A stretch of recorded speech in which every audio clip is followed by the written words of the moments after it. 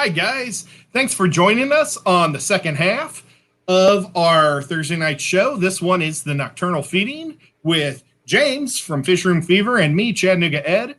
And today we're going to be talking about filtration. Earlier we talked about hang on the backs. This one's going to be a little more general on just what's out there. And maybe next week we'll pick a different filter and try to talk about how we can hot rod it again. But we're just going to kind of just talk about a little bit of everything just to make everybody aware of what is out there, because there's an awful lot. And I bet you there's stuff that James and I aren't going to mention that you guys are going to remind us. Absolutely. But James, I don't have any of the text up. Folks, when we do the switch over quick, my show isn't up when I get on, so I can't see any text right now. So I'm going to ask James to say hello while I bring up my show so I can see what people are saying. Absolutely. We've got 80-ish people jumped over here, 37 thumbs up. A huge thank you all for coming over to Support Chattanooga Ed. I'm going to run through and try and auctioneer say some hellos. Of course, welcome to the Nocturnal Feeding Show every Thursday night, feeding your late night hobby hunger. Hello to Scott's Aquatics, Post C. Merdul saying Deb Hall D, Dave's Aquarium Thoughts, Geek Boys, and Creek Aquatics to John Cox, Dragon Lair, Delilah's Critters, John Cox again, Fish and Floor, Pridemore's Fish and More, 44 Mad Guy Fish and More, and more, not in more, not to be mistaken for the ampersand. Let's see. Jeff Rose Fish Keeping. S is here. Skipper's Aquariums. What's going on, buddy? Lots of awesome people. Justin Powers, Tank Top Tropics, Tampa Tom Fishing. Probably going to catch a replay. Says Go Buccaneers. Send a Foxy Phoebe at Jeff Rose Fish Keeping here as well. Dan Wesh. Sure I screwed that up. Tim Carter, Sandy Dowdy, Mike's Aquatics and Things, SC Catahulas. So many awesome people, Rebecca Jackson, Kira Cordorable, and so many more. Appreciate you all being here. Wow. I'm not going to take any more of your time saying hellos, although I'd love to say hello to each and every one of you. You didn't come here to watch me say hello for 10 minutes. So I love each and every one of you for being here and supporting Ed. Let's dive right in. Well, wait, who is the Buccaneer fan? I have to scroll back up. That was my auctioneer reading, not my commit to memory reading. It's all right. That would be amazing if you knew every. But we're going to ask the 8-ball, who's going to win the Super Bowl? Do the Buccaneers, are they going to win? And it says not a chance. Just saying. Okay. Let's get on to the show, though. Tampa Fishing, it was indeed. There we go with the LOL. Well, Tampa. We got some other people, Josh B. We'll give it to Tampa. I'm going to ask. This is Ed's show, and I try not to take over, but I'm going to ask if I can take over for 1 second, and I know he doesn't care.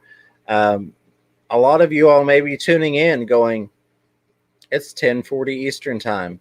Fish Room Fever just started 10 minutes ago, but the Nocturnal Feeding Show is on. For anybody that missed it, KG Tropicals had moved up, so we have followed suit, and we have moved up as well, so we will now be an hour earlier for you all to enjoy. I hope you all enjoy that switch. And, of course, Dave's Aquarium Thoughts is going to be moving up directly behind this show. So it makes the night end a little bit earlier, kind of, sort of. At least the people that usually have to go to sleep about now can actually watch Ed's show. So that's why you're seeing us on Nocturnal Feeding. Having canceled the Fish Room Fever, Aquaholics Anonymous for Thursdays, it's just an hour earlier now. So I hope you all enjoy that. For sure. But I appreciate the people that are just tuning in. Pugamus! Yes. I haven't seen Pugamus for a while, and it's probably just I haven't been having my glasses on. But it's great to see him.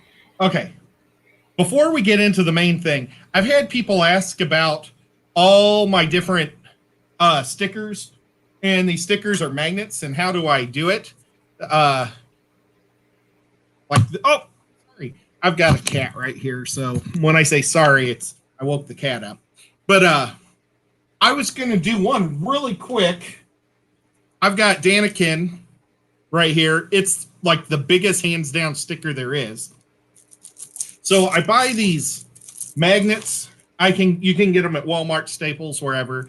This is the first time I've ever had to buy one this big, but I figured it would work good for Kenny from Danikin. And I'm pulling out one sheet. This is kind of the craft part of the show. Absolutely. And if you want to read any questions. Definitely. I've got one right here. I was going to ask you a question. Of course, it's jumped on me now. Oh, let me find it.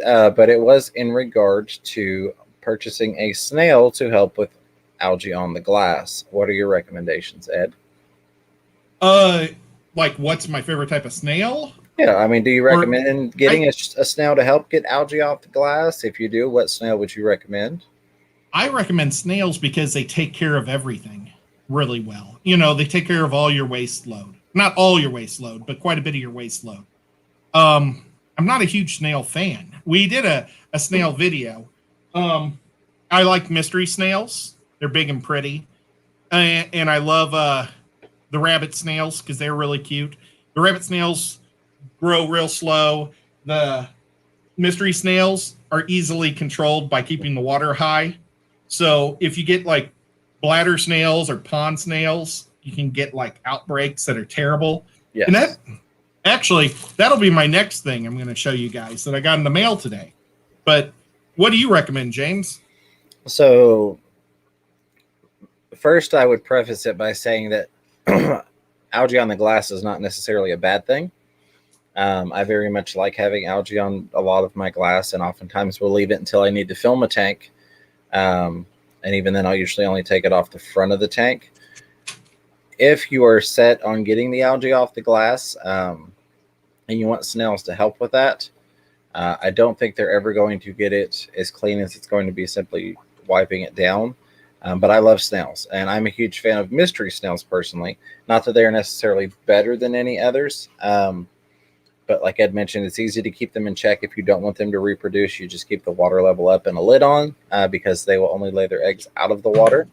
There are so many different, not only shell colors that you can get, but also different body colors or flesh colors. So you could get one that's got a purple shell with, a white flesh to it or a white meat to it, or a purple shell and a bluish or blackish. There are a lot of different variations to them that you can find. But that would be my recommendations. But if you're really wanting to get that glass super, super clean, I would recommend either a mag float or like one of these. And Ed will swear by these. He's got some of these from me, actually.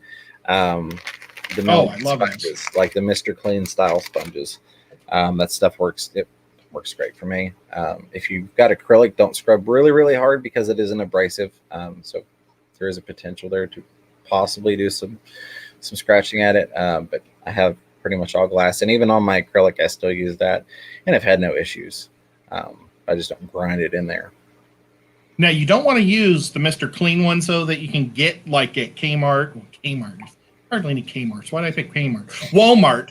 Because a lot of times they have like anti-mold in there. So it'd be like a poison that would actually do harm to your fish tank.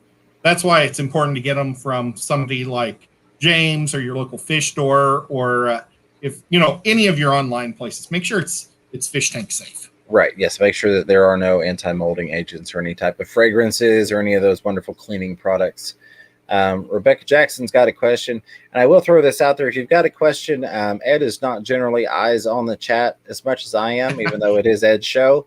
If you'll put at Fish Room Fever, that will help me find it, though I do try and find the at Chattanooga Egg questions. Rebecca Jackson says, I'm getting a 55 tomorrow with 250 to 300 fancy guppies. Thoughts on transporting them 2 hours and any breeding tips? LOL at Chattanooga Ed. 200 guppies?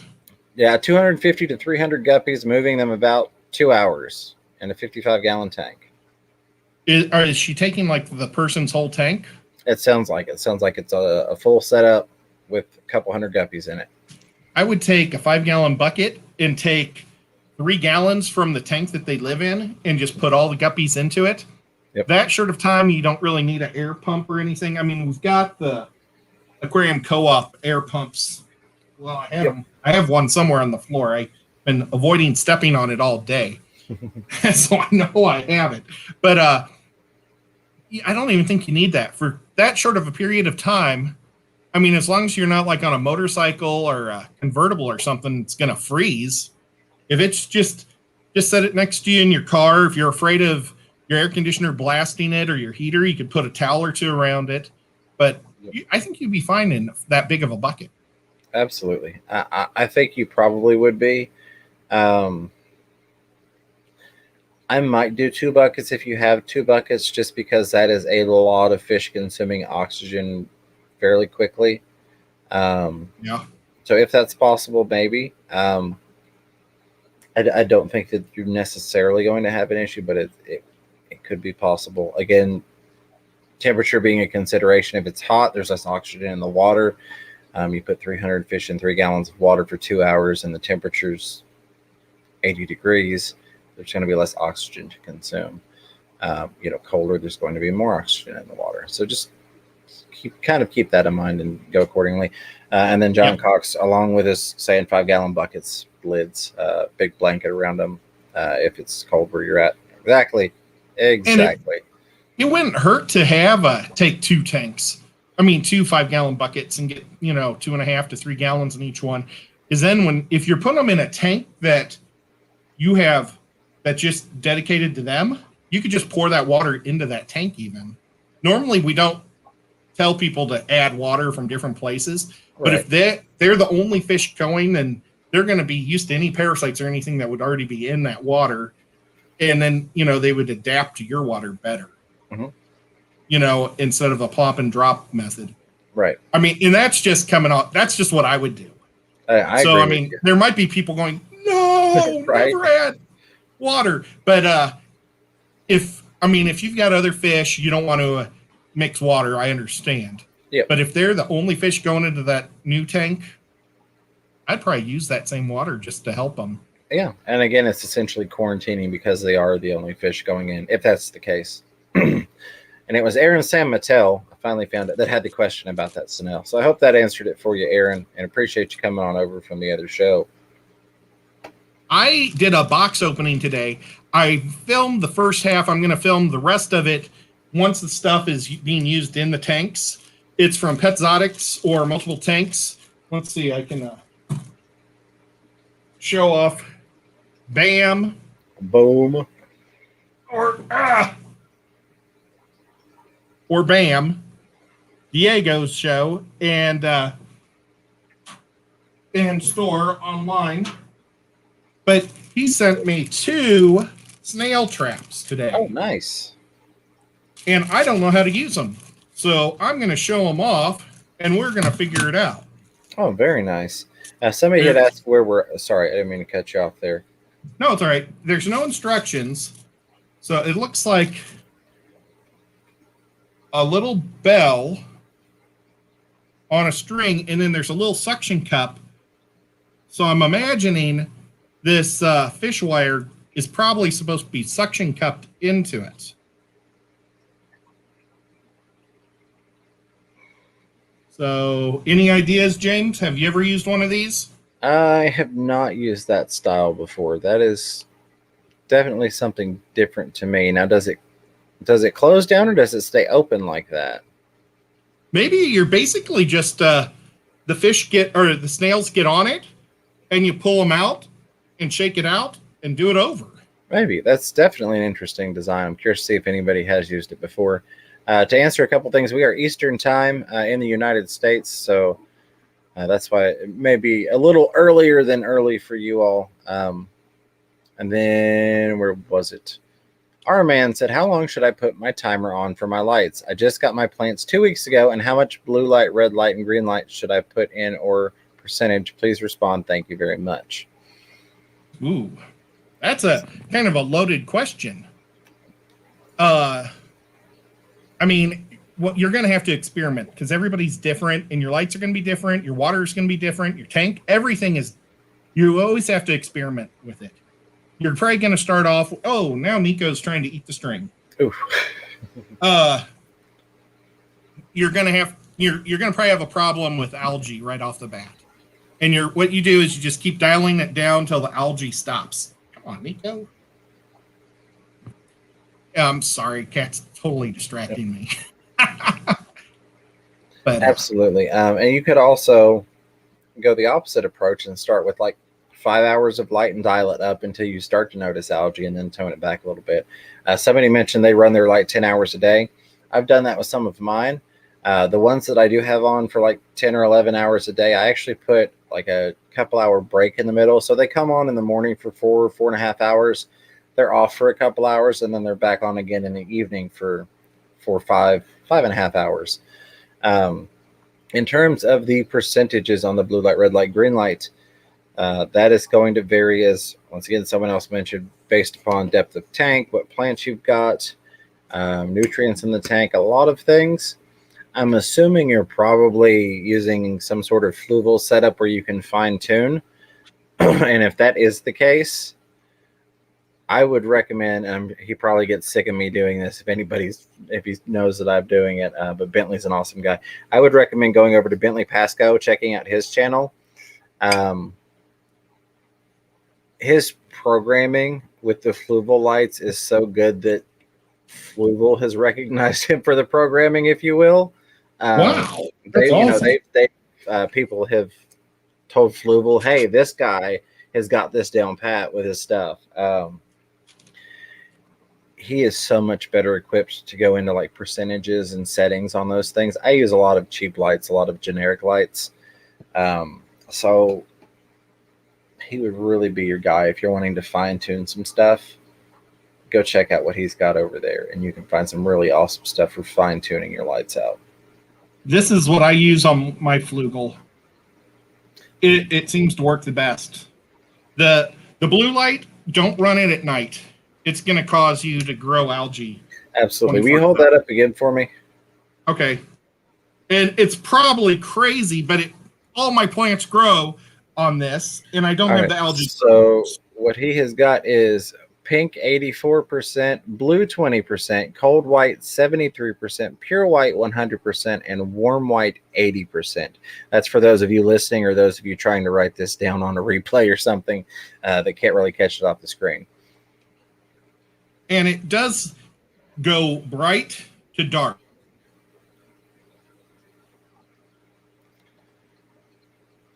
I don't know if Ed's frozen up for you all. He's probably not. He is frozen up for me, and I'm probably talking over him right now. But Roland Ricky says that snail trap's actually a cat toy. Absolutely. Zen Ginger said the top opens on it. Really hope I'm not talking over you, Ed, because you're frozen on my screen. Zen Ginger said you add snail food inside the shaft in the center, and then you pull it out when it gets full of snails. Yes. There we go. Diego's channel is Petzotic / multiple aquariums. And then he has, and there we go. Zen Ginger's already posted it for you there, Tim. A link to it. So I'm going to go to the very bottom of the chat. Okay, nope, Ed is frozen. Okay. I don't know if you can hear me, Ed. You are no longer with us, my friend. So we're going to go to the chat while we wait for Ed to come back, because I know he will. Edgar Reyes says, I have a common pleco with my koi. Well, that got big and scary really quick. And my feeder goldfish. When I feed my pleco, the koi eat the pleco wafer. What would you recommend for me? So, common pleco, and this is just generally speaking, this is not saying that you're doing it or anybody in particular, but common plecos, generally speaking, do not get enough food. Not to say that we're not feeding them, but they generally would eat a lot more than we're giving them. So I personally would recommend getting some green beans in there. You would be amazed. I'm going to pull my chat back up. Welcome back to your stream, buddy. Glad to have you here. Thank you for joining me. Thank you. Let me move this chat. We're going to fix this, and I'm going to keep talking.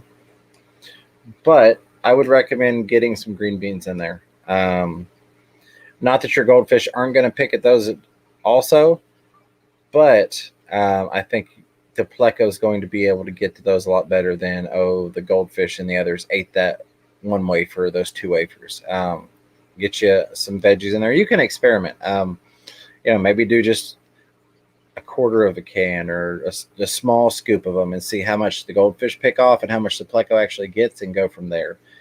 Doesn't have to be expensive. Don't have to be name brand. You can get the generic ones. In terms of green beans, I've used everything from French style to cut, and I'm talking straight from the can. You don't have to go get fresh ones and do anything. You can, but you can just get a can of green beans, open it. I drain it. I usually don't even rinse it. You can if you'd like. Throw them in there. That would be my recommendation, to get some extra food to that common pleco, and he is going to love you for it, or she. I'm sorry, guys. You may lose me again. I've got a booster that shoots straight through the floor for this room. And unfortunately, I've got a whole family upstairs doing video chat, and they connected to my booster channel because it's the strongest. Gotcha. So, yeah, my sister's visiting right now, so it's like, Okay. oh, so sorry, guys.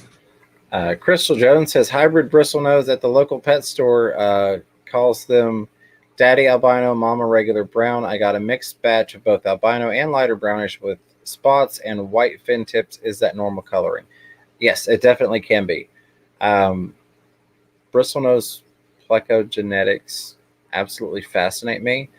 I have got a set of the chocolate or the standard bristlenose that will throw about 30% albinos every single batch, even though mom and dad are both chocolate. And I've played with some things like having a super red and with an albino. I've done some different experiments with them, and you can get a lot of variations, but there's nothing there that really screams, wow, that's nuts. This seems pretty standard for what you're explaining to me and what the possible outcomes are that you may not know just from the fish you can see in terms of recessive genes and all of that. Skipper's Aquarium says, I have used that snail trap before. It comes apart, put food in and put it back together, place it in the tank, then use a string to pull it back out where there are snails. Sounds like what the Zen Ginger was saying also. Yep, there you go. Yeah, I think I'll put like a green bean. I keep frozen green beans for my plecos, for my bristlenose, and I'll just break one off and stick it in there. I made a snail trap for my aquarium, and I put green beans in there, but I caught like 5 mollies within 20 minutes. So that kind of backfired. Caught more fish than I did snails. Just goofy that way. But okay, so sorry. Oh, you're fine. Real quick, there was like the second half of the question I don't think we addressed, and that was in terms of breeding those 200 to 300 guppies once you got them moved. Make sure you've got places for the fry to hide. Some nice floating plants, water sprite, water wisteria, guppy grass, java moss.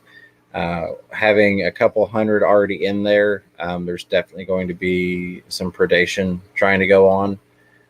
But they're already breeding substantially, I would say, given the fact that you've got a couple hundred of them. And I go back to that because Estressa had a question. Says, James, any tips for breeding snails for my pea puffer? What do they eat? If you really want them to explode, generally you see a snail population explosion or overpopulation when there's excess food for them to eat. So usually you see, oh God, I've got these pond snails everywhere. That's because there's too much food in the water. So just real simply speaking, green beans, that's kind of my go-to. I throw in extra green beans. I happen to have a ton of the Tetra shrimp wafers only because they were like $1 on Amazon a year ago, and I bought 25 to 40 bags of them at that time. So I will throw handfuls of those into different tanks for snails and things. Could even just be extra fish food.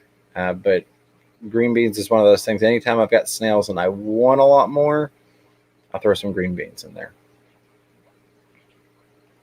I see Rocco says that the extreme shrimp food works great for the snails, and I do have quite a bit of that. Yeah, absolutely. So. Absolutely. I will definitely say the snails love to try and commandeer the shrimp sticks from Extreme that I feed my shrimp. Rebecca Jackson saying, yes, it will be the entire setup, desk, tank, guppies, accessories, auto feeder, timer, etc. in trade for a $300 wood chipper. Thanks, you guys, for the help. Much appreciated. Sounds awesome. Thank you for being here, Rebecca. Yeah, no, I think that you're going to have probably no problems breeding them. The only issue you might run into is having a ton of adults trying to pick them off. Depends on the strain, and with them being fancies, they may not do it as much. But you can I would eyeball it and say, am I getting enough fry? Are they eating too many for me personally? And then you can try and either pick out the females when they start to box out in their bellies right before they give birth and put them into a separate little setup to pop the babies out in. Or you can try netting the babies out when you see, oh, there's a little batch of fry over here in the corner hiding up in the plants, and let me net all them out. Thank you, Zed, for posting the link to my channel. Go ahead, buddy. And I would do a lot of calling. I don't know what type of guppy it is. If it's just mutt guppies and it's a lot of everything, get rid of the boys that you don't like. Yeah. I know that's terrible. Put them in a different tank. Don't just throw them away. But, put the boys all in a tank and just have a big old boy party tank. Yeah. And make sure you've got the boys that you think are the best looking with all those girls. Because it's kind of like if you got a bunch of cows, you can have 1,500 head and you just need 12 bulls. You don't have to have 1,500 bulls to breed with the 1,500 cow. So pick your best bulls and leave them in with the females, and then just keep calling it, and then you'll end up with a lot better looking guppies too. So absolutely. And even if they aren't necessarily the absolute best of the best, the ones that you're pulling out that Ed mentioned, if you've got a local fish store, more often than not, local fish stores can't really find a good source of hardy guppies. And I know you mentioned they were fancy guppies, so that makes it easy because it's not a specific line. So I'd say, hey, can I trade these in towards something? I've got all these males, and a lot of times local fish stores, if they can find a good, solid, healthy source of fancy guppies, I'd be glad to take those and do some trade work with you. Yeah, for sure. Tim Carter, absolutely, asking about getting some more chocolate bristlenose. I will send you a message when we get going. Plus, you're a member, so you'll have kind of a first dibs, the members will, on the store when it goes to opening up. Let's see. Fresh Aquatic says, and this is for us or anyone in the comments, I'm starting my breeding business in March. I've bred fish before getting into selling on our fish collective. Any tips? That's a whole hour segment right there, isn't it? Yeah. But it's fun. It is. Boy, there's so many. One thing is first figure out how you're going to get, ship them. I think if you want to start selling fish, there's a lot of ways to breed them, but you can only ship them so many ways. Make sure you know how to ship. I think that's probably the most important thing to selling fish, because you can't sell on the collective and expect people to come to your house and get them. Right. So I'm pretty sure the collective do they do it the same way as Dan from Get Gills with the little sealed individual bags?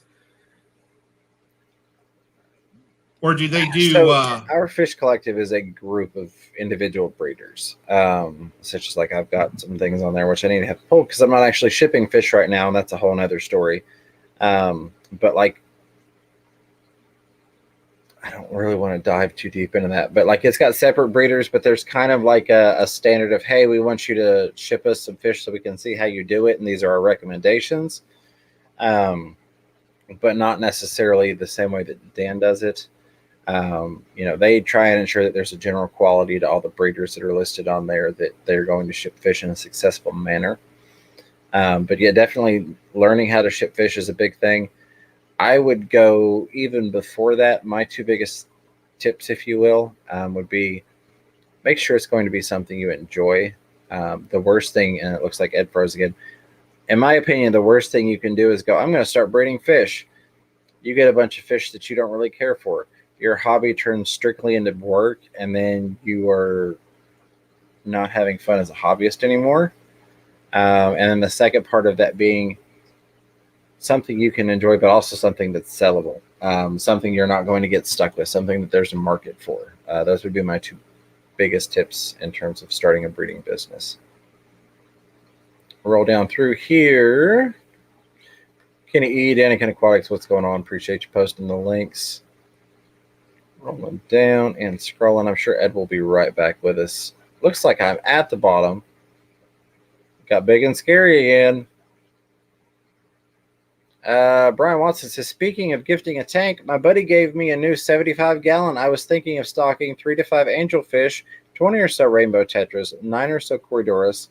What and how many dwarf cichlids? Somebody's going to have a better answer than I am in the chat. 118 people watching and 80 thumbs ups. That is amazing. A huge thank you for that. That is, I do believe, a record for Chattanooga Ed's channel. Let's bring him back up here. Welcome back, buddy. I think we just set a record. We're right at 120 people watching. You got 82 thumbs ups.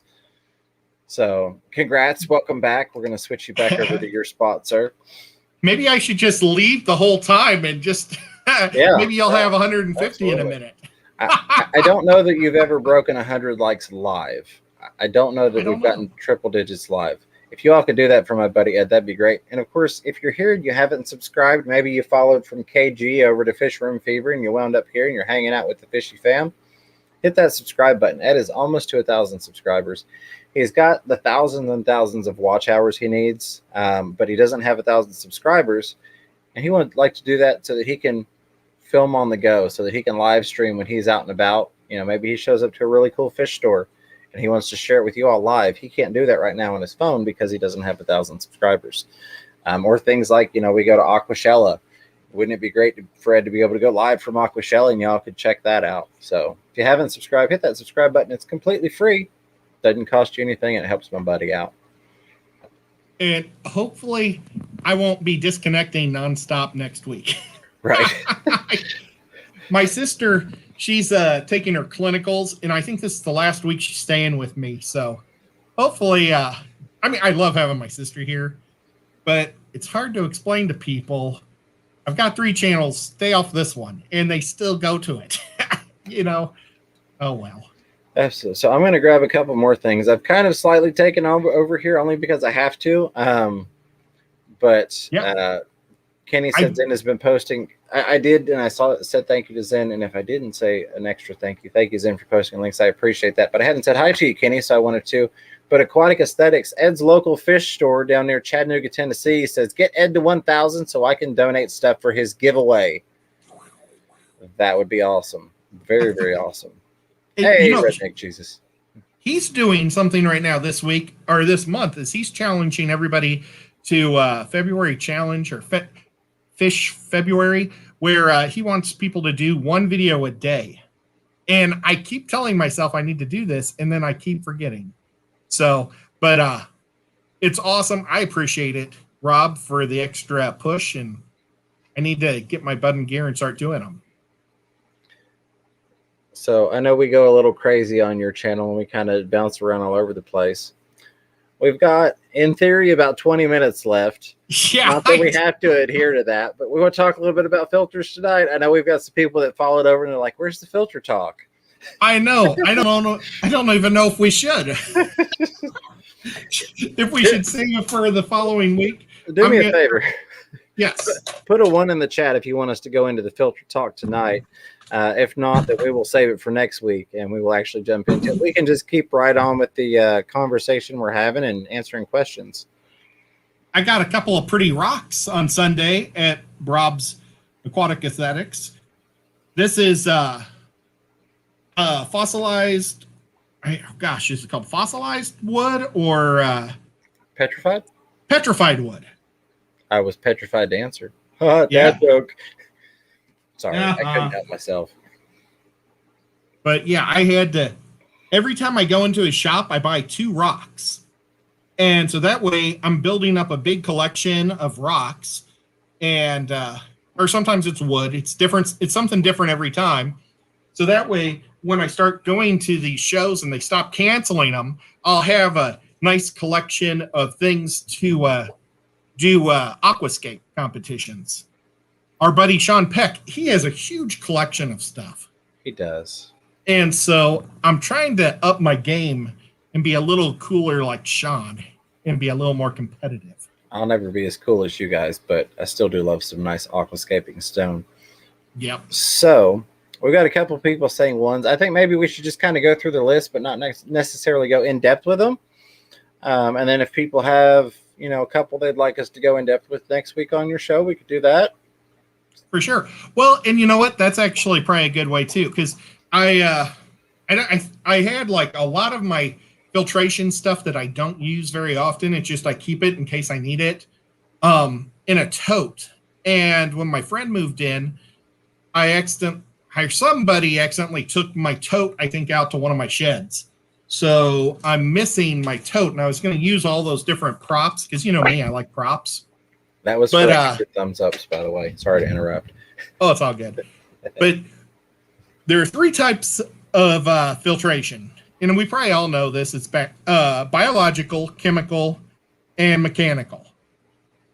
And I know that when we think chemical, we like stick our nose up and like we don't want to drip stuff in, but it's not really as bad as you think because it's like carbon. And carbon works great for quick things. Like if maybe you've put meds in your tank and you want to suck the meds out, after a week or two and your fish are looking good, do water changes, but then I'd also use carbon to help pull that out. I've tried using carbon on tannins to try to clean out the tannins, and I don't have any luck. Yeah. Tannins are the toughest thing. Right now I'm making a video, and I'm shooting every day. I've put a piece of Momani. Oh, wait. How do you say that? Mopani? Mopani. I think wood in a tank, and I've been videotaping it every day just to show how thick the tannins can be. And then I've got another tank that I've been draining off every couple days. So I'm getting like the wood, ready for being able to put into it.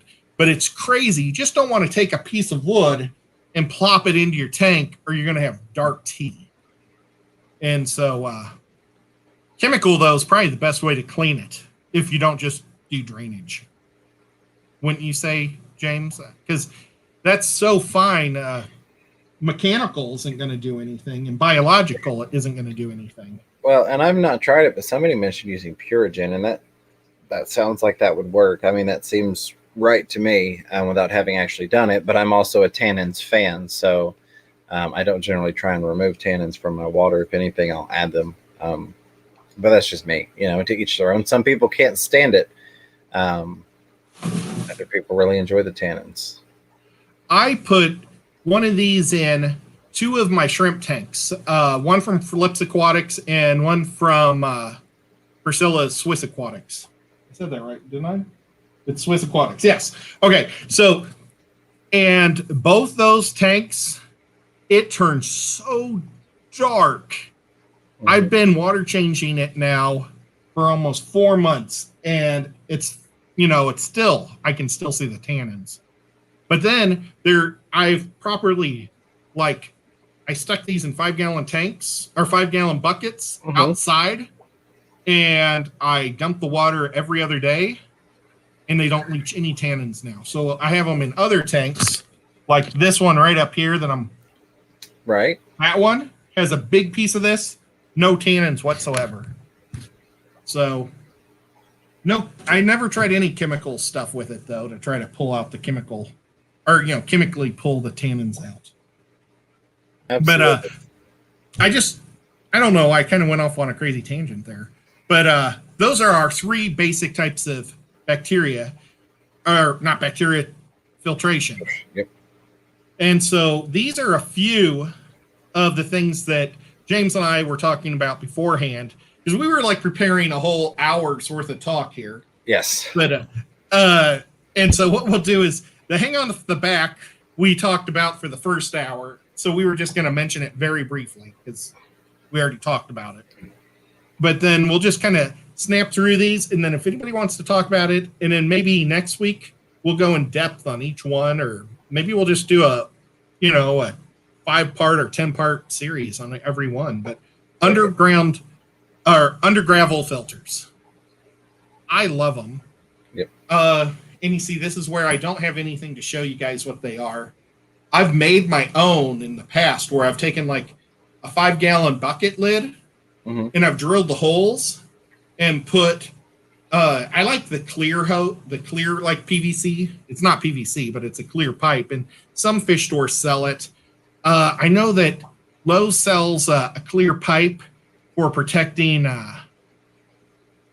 light bulbs, really long light bulbs, like the fluorescent light bulbs, and you can cut that down real easy. I've used that for fish tank stuff. But now they've got the blue PVC that might work really well. Yeah. I forgot about that. But so you can just glue that down. What it's doing is then you put an air stone with air, you put your air, and the air is going to pull the water particles up, and there's an empty space under your gravel, and the water is going to be pulled through the gravel and up through the hose. That's the concept. So it's forcing everything into your gravel where your bacteria is going to eat it. That's the theoretics to it. Really fast crash course on underground filters. Canister filters. I mean, we all know those. Do you want to talk about canister filters quick? Absolutely. I can. Yeah, if you would like me to.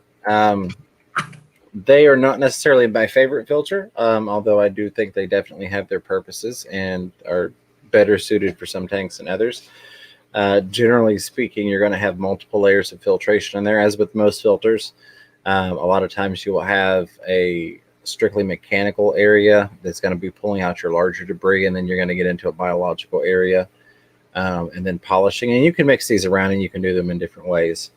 But canister filters are great for doing a lot of cleaning with a lot of flow, generally speaking, and can give you some really awesome freedom to be able to set it up how you would like in terms of what you actually put into them. I don't think they're needed, quote unquote, as often as people use them, but I think they definitely do what they do well. My biggest issue is I have found a lot of times the seals will wear out on canisters, and when that happens, you have catastrophic failure on the water all in the floor.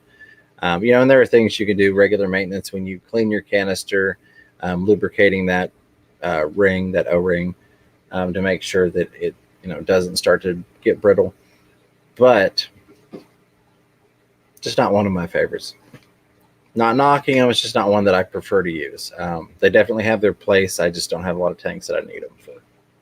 Yeah, I haven't seen or got to play with one of the sharks yet that KG sells, the inside the tank canisters. Yeah. We'll have to check that out sometime. I do have a polisher by Marineland that worked great, and Sean Peck has a video on those, and I went and I bought one just because I wanted to try it, and it works wonderful for when I've got a lot of cloudy stuff in my water. I throw my polisher on. Next day, it sucks it out. It's pretty cool. It's in the filter that you stick in the polisher is like a water filter, that you would have on your wall. So it does a really good job. The polishers. I didn't even put that on here as a filter, but okay. The next thing. Oh, another thing about canisters, they're kind of like sumps where they're away from the tank, and I like that aspect. So you don't have to see it. You're just seeing a couple of tubes. Right. So that's an advantage to that type of a thing. Now, we have sponges. Oh, yeah, go ahead. You made me think of one last thing. If you're going to use a canister, I personally like to put the in and the out tubes on opposite sides of the tank, which again gives you a plus that you can get more flow through the tank, and you don't necessarily have, like on a hang-on back, your clean water is coming in right next to your uplift that's pulling in dirty water. So that could be a plus too.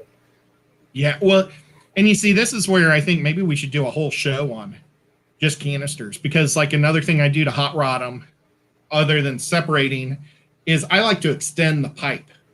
So it's a lot lower to the ground, or to your substrate.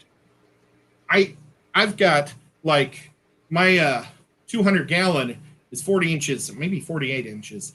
It's really tall, so I mean, you can't even see my hands, but they only generally are made for 55 size or maybe 120. They don't go deep enough. So I like to add an extension to really get it a lot lower, to get a little bit more of the stuff off the bottom. That's just me. Okay. Sponge filters and matten filters, because they're kind of the same thing. Wouldn't you say, James, with yes and no. I mean, they are in the principle of it. I think that sponge filters are a lot more user-friendly and easier to set up, and more commonly available versus the matten setup. I've used both, and I've built my own of both. And I just think sponge filters are just all around an easier setup. You can, go on Aquarium Co-op or your local fish store, or anywhere, and find sponge filters, and just plug and play, and you're done. You can go a couple places. I think Flip Aquatics sells a kit. There are some places that sell the matten kits. Swiss Tropics does too. I know they sell them. Yeah. But yeah, they're similar. Yeah, absolutely. What a matten filter is, for those that may not know, is picture this being foam, or like, the sponge. So instead of the sponge, you have a big thing, and you can either put it in, like, round it off and put it in a corner of your fish tank. That's how the Swiss ones do, the Swiss aquatics, is so you're rounding it off and sticking it in a corner, and they've got a little plastic thing on the bottom that holds it in place. And then you have a sump at the bottom that's going to pull the water through the sponge, and it has a little PVC pipe that comes up and pours over the top. So that's the idea of that. Right. So in some ways, people say it's great because it's a massive filter. Absolutely. Sean Peck has a couple. We ought to get, next time we're at his house, we need to look at them. Absolutely. Somebody mentioned Sean was working on an awesome Undergravel setup, Peck Tech. We just need to go over to his house and poke around with what he's got going on. Hey, check this out. We'll do videos of all this stuff and steal it. Yeah, exactly. Today on what Sean Peck was going to show you. Sorry, Sean, if you're listening. No, it's all good. But his Swiss aquatic one, that was probably a year or two ago when he was showing those. And still go check him out. He's an amazing guy. So, but you can see how that works great. The biggest problem, though, is cleaning these suckers, I think. And they're huge. That's another thing. And flips is all the way across, like it's a wall that he uses. And it's pretty neat because he uses it for just his shrimp. I shouldn't say just his shrimp, but for his shrimp, and they graze up and down it. So I've seen that's pretty cool. Somebody had an Episto. I was watching the videos, and they had black worms that lived in the matten filter, and they would come out. They'd poke their head out, and the Episto would grab them. And it was so cool. I don't know whose video that was, but it was super entertaining. And it's like, man, if I had a whole bunch of worms that I could grow in it, it'd just be worth just to watch. Absolutely. But, Nico, come on, buddy. He had to sit on my list. As soon as I put it down, he sat on it. Come on, dude. The cat. Okay. So I mentioned the sponges, and we are just crashing this thing. We got 5 minutes left. Absolutely. I'm going to let you go sump. You do a 2-minute sump thing. All right. We're going to have, next week next week I think we're going to have a special guest.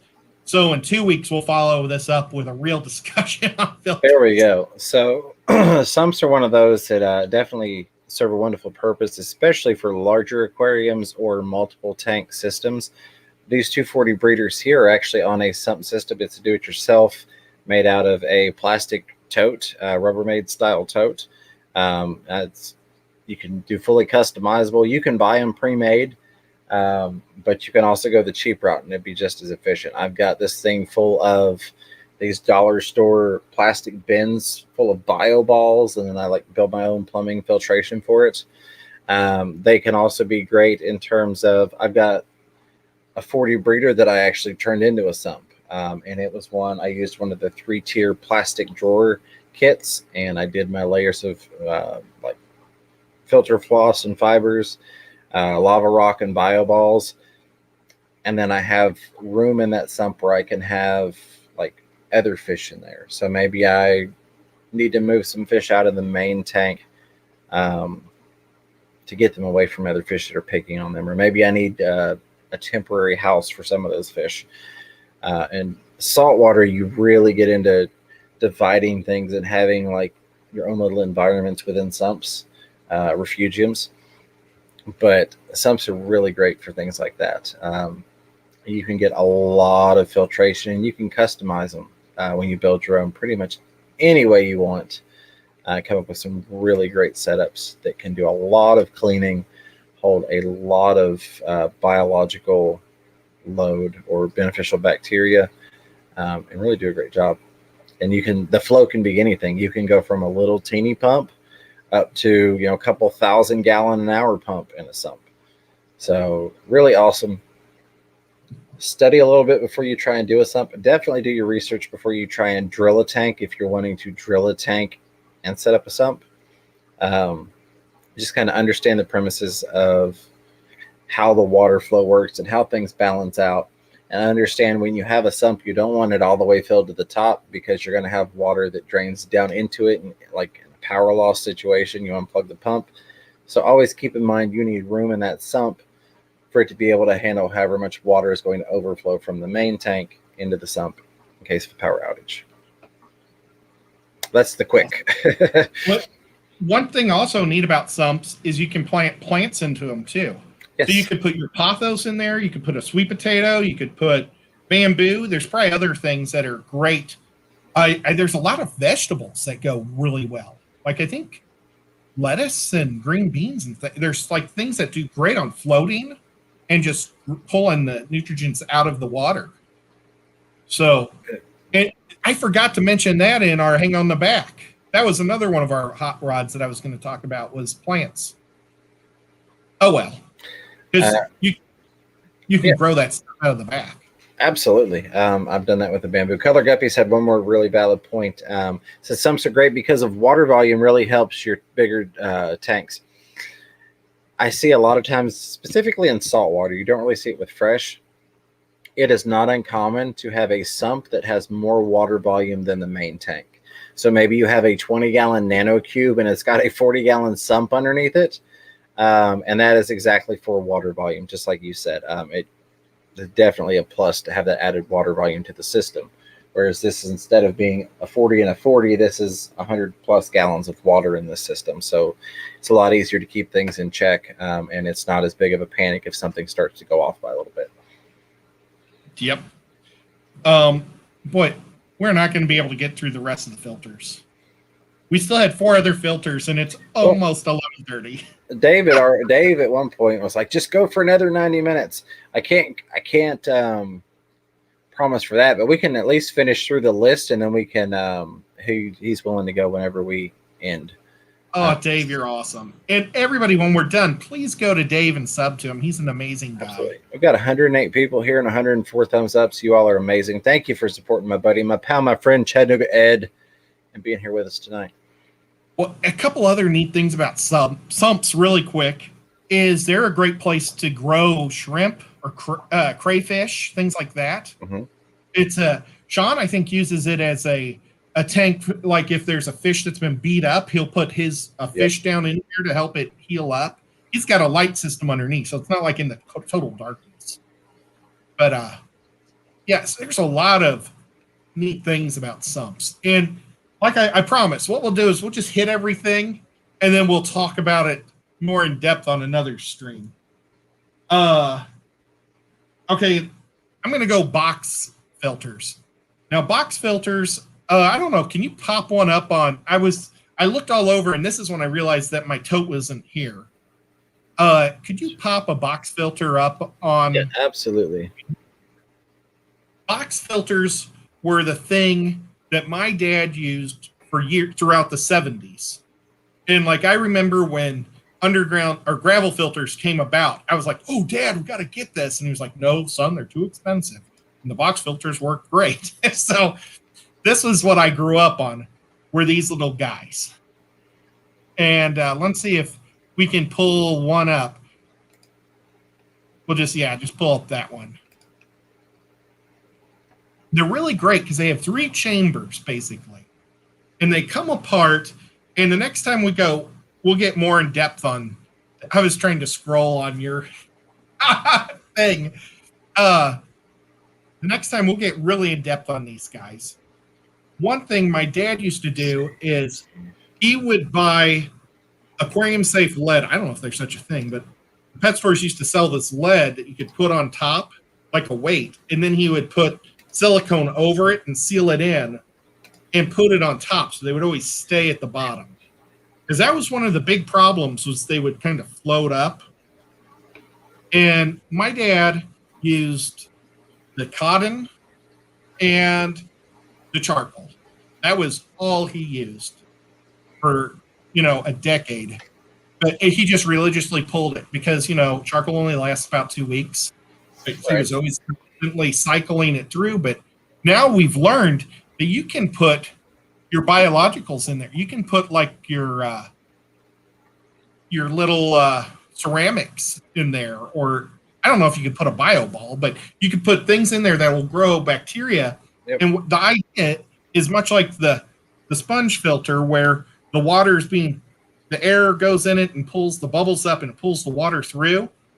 The plastic ones have like a little, it almost looked like a trap door in the front, the ones that we used with little, to a castle. But the water would be pulled through it and then come out the top, just like the sponge filter, because it's being pulled up through the top. And those things work great. I absolutely loved them.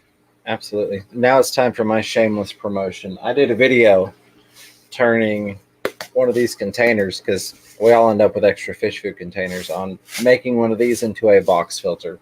And the thing works great. And it was a fun little project, and it's something you can do so that, there are a million uses for these if you think about it. But I love turning these into box filters or breeder boxes. So you essentially can do it at home and make your own box filters and just add that to it.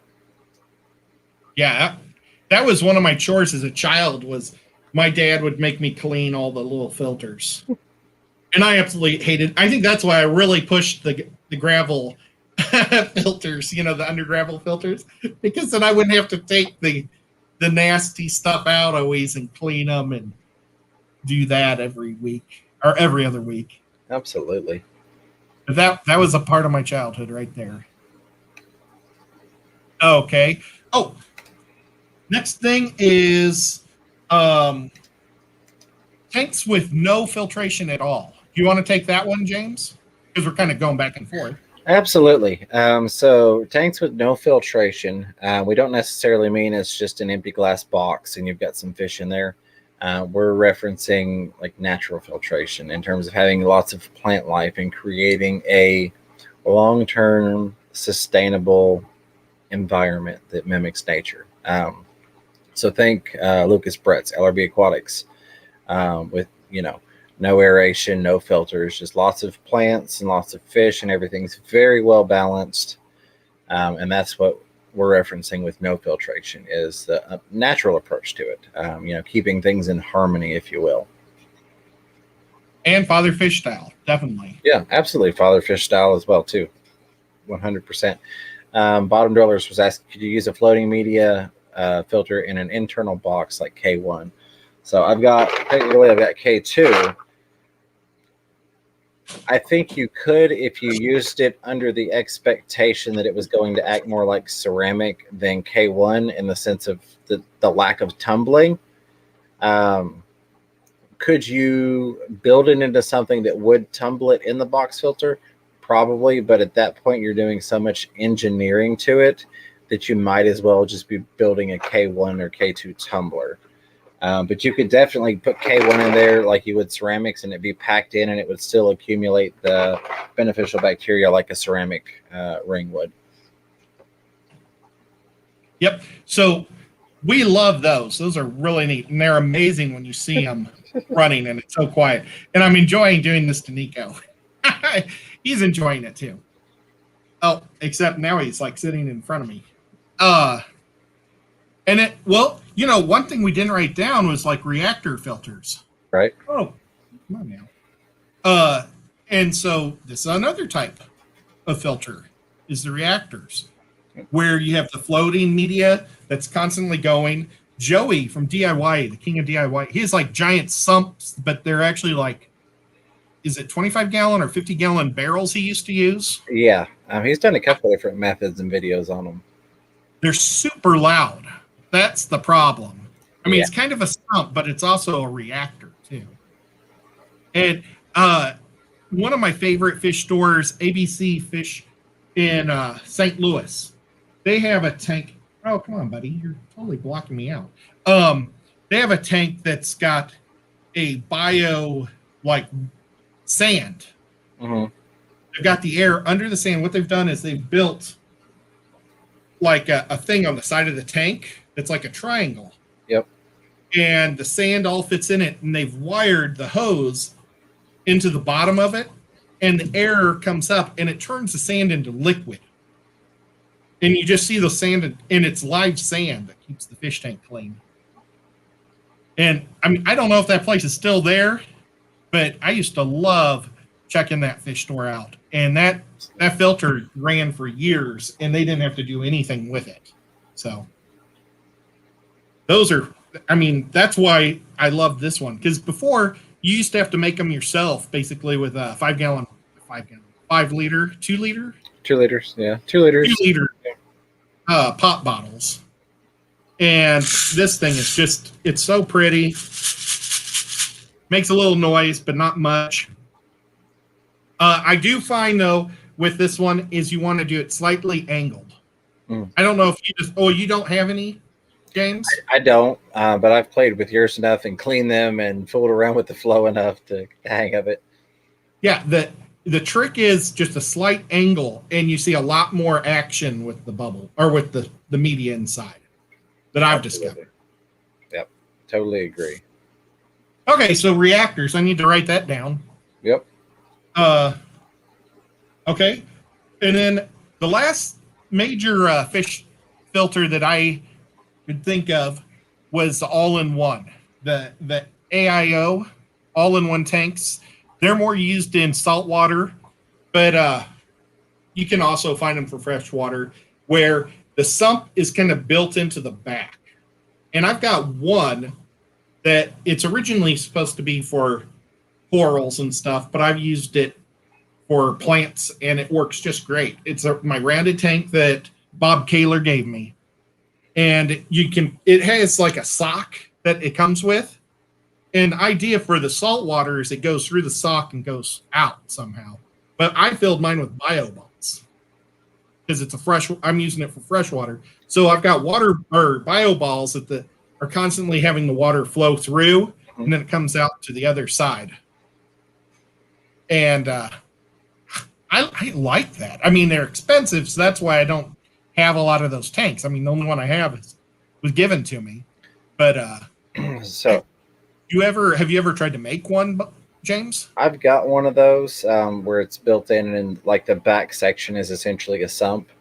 The biggest thing I find with it, the biggest downside, or the one downside, the way that mine, and I've seen several design like it, are made is that you've got your upper level of your primary filtration that goes through your filter piece, or your sponge, whatever you decide to put in there, and then it drains down into a lower level, so it acts very much like a sump, in the sense that I find I'm constantly having to top off the sump, because when you've got a setup like that, your water level is going to drop in your sump as opposed to your main tank. So I very much am finding I'll go by and I hear the gurgling. I'm like, that needs more water back in the sump. And you don't actually notice it visually because the main tank water level remains consistent. Yep. That I always have to add the water to the back, to the sump area myself.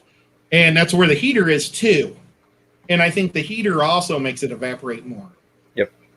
So it's important. Now, mine has 4 containers, and the side that has the pump that pulls it all through, that's the one that runs out the fastest. And luckily, how it works is there's only holes at the top, so the other ones won't drain until that one, or I don't know if the other ones will ever completely drain. So your heater's always underwater. Mm-hmm. But, that one that has the pump, as soon as you hear it gurgle, that's when you got to do it. Yep. Now, Sean Peck, he has a lot of fancy tanks. He does. And most of his tanks are like that. Yeah. And Flugel, I think most of the Flugel tanks are that way. Yeah, I actually have 2 now that you mentioned it, because Sean and I did a video, which is on his channel, and then the part 2 is on mine, but it's he gave me a Flugel spec, and it's very much set up the same way, where the filtration is built into a compartmentalized section of it. And I do find that it's the same with that one little section, which is also where the heater tucks into. The water is constantly draining on that, but they're beautiful tanks, and I love the design on it. just keep in mind, especially if that's the only place you have to put your heater, that you need to keep an eye on the water level in those setups to make sure that you've got sufficient water. And I found when I first started was mine only has the holes at the top. It didn't have it at the bottom. Some have holes at the bottom and the top that it's pulling water through. Yeah. The flugels have the hole at the bottom and the top.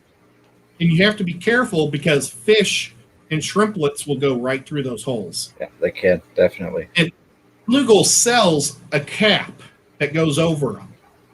And I think it's really stinky that they sell the cap. It should come with the system. I could agree with that. Personally. But with mine, what I did was I used some of that stuff that Corey has that he sells the sheets. And I cut it. And I fit that on the back side of the hose. So that way, when it was coming through, I mean, a fish might get halfway to it, but it can't get through.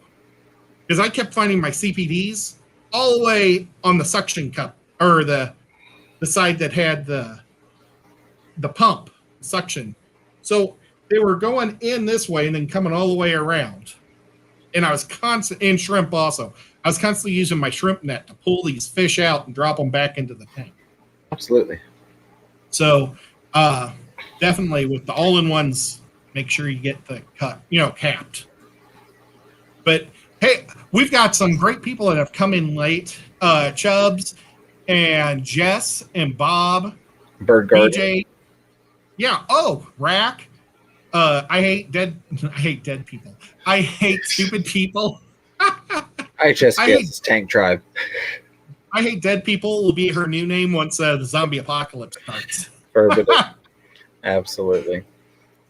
And I'm sure there's a lot of other great people that have come in, especially probably when I was going Link Dead. Thank you, everybody, for coming, because you guys make the show. It's awesome. And somebody said that I had a whole mess of subs. I really appreciate that. Thank you so much if you're new to the show for subbing up. I really appreciate it. Hopefully I get to 1,000 soon. And like James said, we'd like to do things on the road and have fun. Absolutely. Somebody said we missed talking about sponge filters. If we did, I would just say sponge filters are, I mean, to me, they're my favorite. I won't say they're the best because it's a personal preference and they have a different job than other things. But the fact that I can run 50 plus aquariums and only have to plug one thing into the wall makes a huge difference to me. Yeah, I concur. You know what?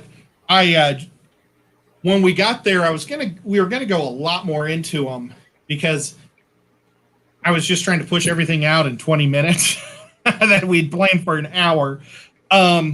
Yeah, sponge filters are my favorite. I think we started talking about the matten filters, and we didn't get to the sponge. Yeah. Sponges are the best. I absolutely love them. These little bitty guys are from my 5-gallon tanks, 5.5 gallons. I absolutely love these little guys, and they're doing a wonderful job. I use the medium-sized one for all my 20 longs. I like the short stubbies because it's a short tank.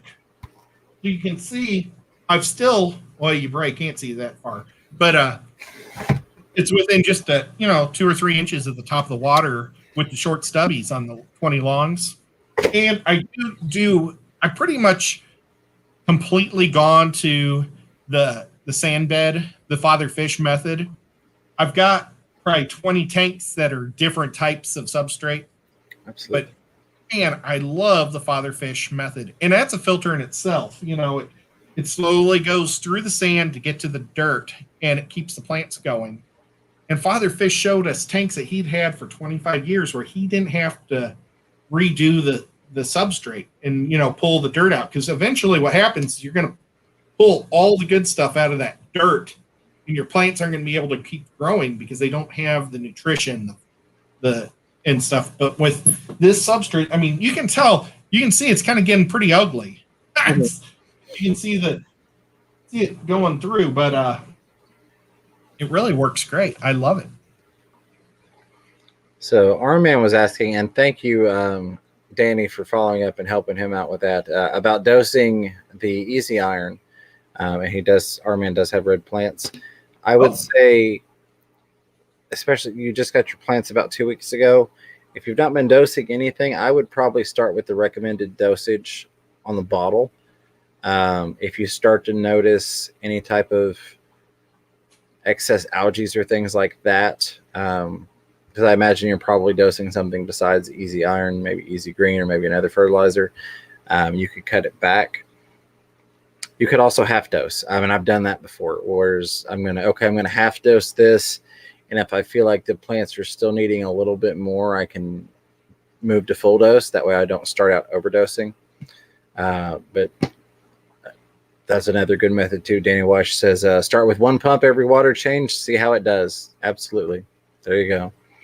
You know, if you're going to add, if you know that you're going to have plants to your fish tanks, I really believe in prepping my tanks before I put the fish in. Right. You know, it's all about planning, and I don't rush anything. And a lot of us fish guys, we really like to get our fish the next day. Mm-hmm. But when you're doing the substrate, now I'm not saying buy this pot, but if you notice, this is a red clay. Mm-hmm. Red clay means there's iron in it. You can buy the red clay. It's like they sell gray clay and red clay. That you can take that red clay, don't fire it. You can just buy a little thing of it. You can take it and pack it and make little discs like poker chips. And what I would do is I would drop those here and there on top of my soil before I put my sand bed over it. And you're going to be adding a lot of iron to your system, and your plants are going to be able to pull it out of your substrate. And it's a great trick. I learned that from Sean Peck too. We keep going to poor Sean Peck, or I should say poor. If you're not sub to him because he's an amazing source of knowledge. But I learned that trick from him, and I have done that. And I'd like to say it really works well, but I don't do any plants that are red right now. So I just have it in there in hopes of someday adding red plants. But I'm sure it works. Absolutely. But and Sister Rena, hey, she's here too. We got so many great people. I really appreciate it. Dave's Aquarium Thoughts is coming up next. He's a super great guy. I highly recommend everybody go check him out. Super cool. I appreciate all the mods. You guys are super awesome. You did a super good job. And thank you, James. Man, you held it down while I was going link dead. I do my best. I do my best. The stream isn't quite as pretty when you drop off of it, but I do what I can. Yeah. And I guess we'll see you guys all.